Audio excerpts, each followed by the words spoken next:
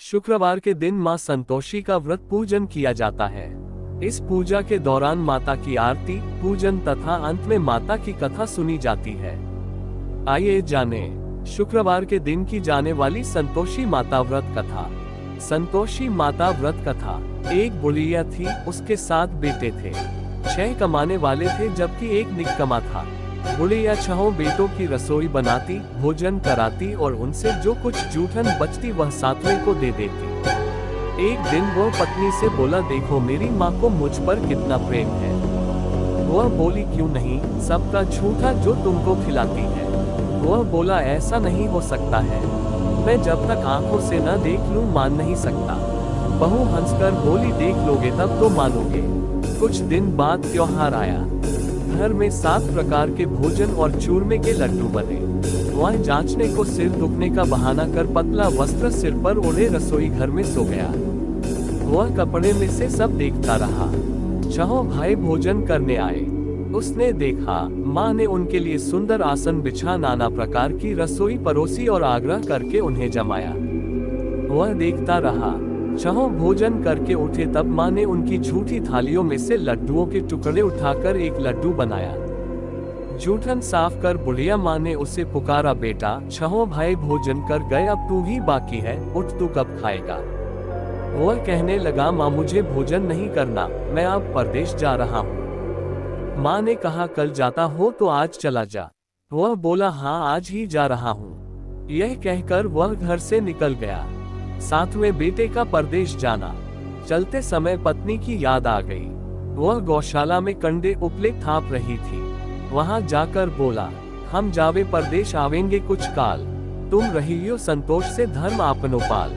वह बोली, जाओ पिया आनंद से हमारो सोच हटाया, राम भरोसे हम रहे ईश्वर तुम्हें सहाय। 2 निशानी आपन देख धरु में थे, सुधी मति हमारी विसारियो रखियो मन गंभीर। वह बोला, मेरे पास तो कुछ नहीं, यह अंगूठी है सो ले और अपनी कुछ निशानी मुझे दे। वह बोली, मेरे पास क्या है, यह गोबर भरा हाथ है। यह कहकर उसकी पीठ पर गोबर के हाथ की थाप मार दी। वह चल दिया। चलते चलते दूर देश पहुंचा। परदेश में नौकरी। वहां एक साहूकार की दुकान थी। वहां जाकर कहने लगा, भाई मुझे नौकरी पर रख लो। साहूकार को जरूरत थी, बोला रह जा। लड़के ने पूछा, तनख्वाह क्या दोगे। साहूकार ने कहा, काम देखकर दाम मिलेंगे। साहूकार की नौकरी मिली। वह सुबह 7 बजे से 10 बजे तक नौकरी बजाने लगा। कुछ दिनों में दुकान का सारा लेन देन, हिसाब किताब, ग्राहकों को माल बेचना सारा काम करने लगा। साहूकार के 7-8 नौकर थे, वे सब चक्कर खाने लगे। यह तो बहुत होशियार बन गया। सेठ ने भी काम देखा और 3 महीने में ही उससे आधे मुनाफे का हिस्सेदार बना लिया। वह कुछ वर्ष में ही नामी सेठ बन गया और मालिक सारा कारोबार उस पर छोड़कर चला गया।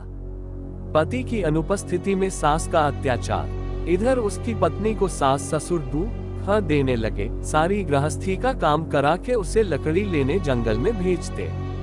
इस बीच घर के आटे से जो भूसी निकलती उसकी रोटी बनाकर रख दी जाती और फूटे नारियल की नारेली में पानी। एक दिन वह लकड़ी लेने जा रही थी। रास्ते में बहुत सी स्त्रियां संतोषी माता का व्रत करती दिखाई दी।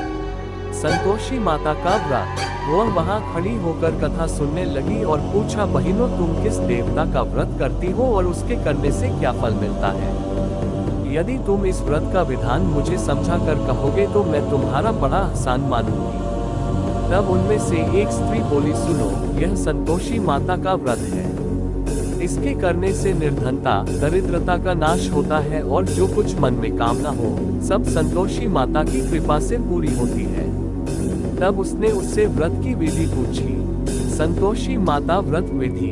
वह भक्तिनी स्त्री बोली, 1.25 आने का गुड़ चना लेना, इच्छा हो तो 5.25 आने का लेना या 1.25 रुपए का भी सहूलियत के अनुसार लाना। बिना परेशानी और श्रद्धा व प्रेम से जितना भी बन पड़े सवाया लेना। प्रत्येक शुक्रवार को निराहार रहकर कथा सुनना, इसके बीच क्रम टूटे नहीं, लगातार नियम पालन करना। सुनने वाला कोई न मिले तो घी का दीपक जला उसके आगे या जल के पात्र को सामने रखकर कथा कहना। जब कार्य सिद्ध न हो नियम का पालन करना और कार्य सिद्ध हो जाने पर व्रत का उद्यापन करना। 3 मास में माता फल पूरा करती है।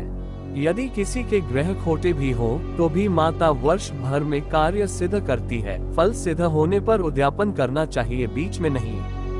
उद्यापन में 2.5 सेर आटे का खाजा तथा इसी परिमाण से खीर तथा चने का साग करना। 8 लड़कों को भोजन कराना, जहाँ तक मिले देवत, जेठ, भाई बंधु के हो, न मिले तो रिश्तेदारों और पास पड़ोसियों को बुलाना। उन्हें भोजन करा यथाशक्ति दक्षिणा दे, माता का नियम पूरा करना। उस दिन घर में खटाई न खाना। यह सुन बुढ़िया के लड़के की बहू चल दी। व्रत का प्रण करना और माँ संतोषी का दर्शन देना। रास्ते में लकड़ी के बोझ को बेच दिया और उन पैसों से गुड़ चना ले माता के व्रत की तैयारी कर आगे चली और सामने मंदिर देखकर पूछने लगी, यह मंदिर किसका है? सब कहने लगे संतोषी माता का मंदिर है। यह सुनकर माता के मंदिर में जाकर चरणों में लौटने लगी। दीन हो विनती करने लगी, माँ मैं निपट अज्ञानी हूँ, व्रत के कुछ भी नियम नहीं जानती, मैं दुखी हूँ। हे माता जगत जननी मेरा दुख दूर कर, मैं तेरी शरण में हूँ। माता को दया आई। एक शुक्रवार बीता कि दूसरे को उसके पति का पत्र आया और तीसरे शुक्रवार को उसका भेजा हुआ पैसा आ पहुँचा। यह देख जेठ जेठानी मुंह सिकोड़ने लगे। लड़के ताने देने लगे, काकी के पास पत्र आने लगे, रुपया आने लगा, अब तो काकी की खातिर बढ़ेगी। बेचारी सरलता से कहती, भैया कागज आवे रुपया आवे, हम सब के लिए अच्छा है। ऐसा कहकर आंखों में आंसू भरकर संतोषी माता के मंदिर में आ मातेश्वरी के चरणों में गिरकर रोने लगी। माँ मैंने तुमसे पैसा कब मांगा है? मुझे पैसे से क्या काम है? मुझे तो अपने सुहाग से काम है। मैं तो अपने स्वामी के दर्शन मांगती हूँ। तब माता ने प्रसन्न होकर कहा, जा बेटी तेरा स्वामी आएगा। यह सुनकर खुशी से बावली होकर घर में जा काम करने लगी। अब संतोषी माँ विचार करने लगी, इस भोली पुत्री को मैंने कह तो दिया कि तेरा पति आएगा, लेकिन कैसे? वह तो इसे स्वप्न में भी याद नहीं करता। उसे याद दिलाने को मुझे ही जाना पड़ेगा। इस तरह माता जी उस बुढ़िया के बेटे के पास जा स्वप्न में प्रकट हो कहने लगी, साहूकार के बेटे सो रहा है या जागता है? वह कहने लगा, माता सोता भी नहीं जागता भी नहीं हूँ, कहो क्या आ गया है? माँ कहने लगी, तेरे घर बार कुछ है कि नहीं? वह बोला, मेरे पास सब कुछ है, माँ बाप है, बहू है, क्या कमी है? माँ बोली, भोले पुत्र तेरी बहू घोर कष्ट उठा रही है, तेरे माँ बाप उसे परेशानी दे रहे हैं।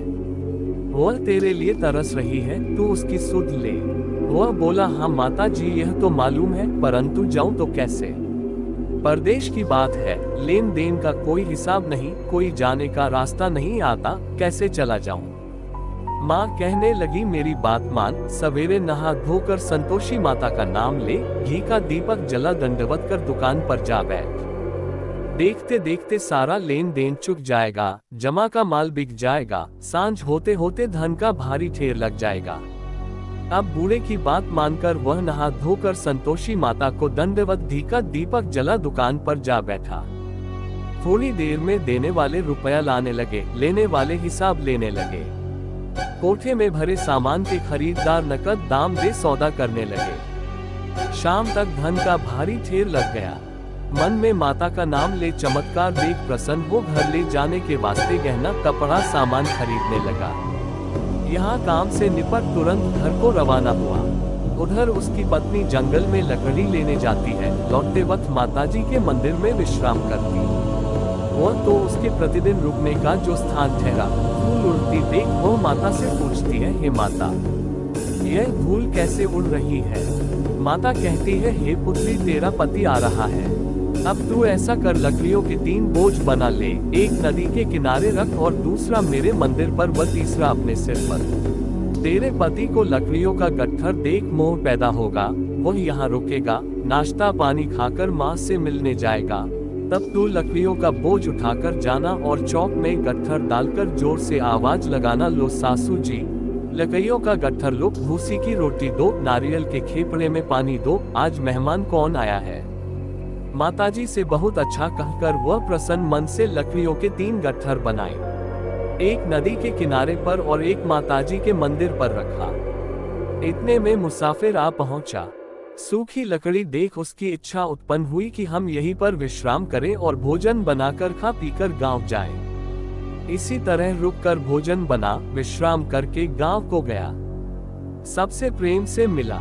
उसी समय सिर पर लकड़ी का गट्ठर लिए वह उतावली सी आती है।